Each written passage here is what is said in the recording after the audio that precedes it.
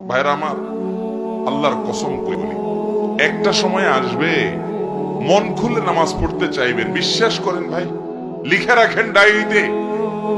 আপনাকে যদি আল্লাহ হায়াতে বাঁচিয়ে রাখেন, যুবক ভাইয়েরা, তরুণ ভাইয়েরা, একটা বয়স আসবে মনে চাইবে একটু রবকে মন খুলে সেজদা দিয়ে একটু লম্বা করে রুকু করি। পারবেন না, অসুস্থ হয়ে যাবেন, রোগবালায় ধরে ফেলবে। বাবারে, সে সময় আসবে না? বৃদ্ধ মুরব্বীদেরকে, চাচাদেরকে জিজ্ঞাসা করেন, চাইলেও অজু ধরে রাখতে পারে না, নামাজ পড়তে পারে না, চাইলেও পারে না। একটা সময় আসবে চাইবেন, পারবেন না।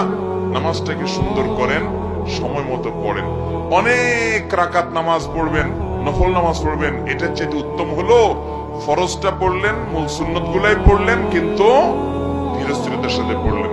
10 রাকাত তাড়াহুড়া করে পড়ার চাইতে 2 রাকাত আস্তে আস্তে পড়া অনেক বেশি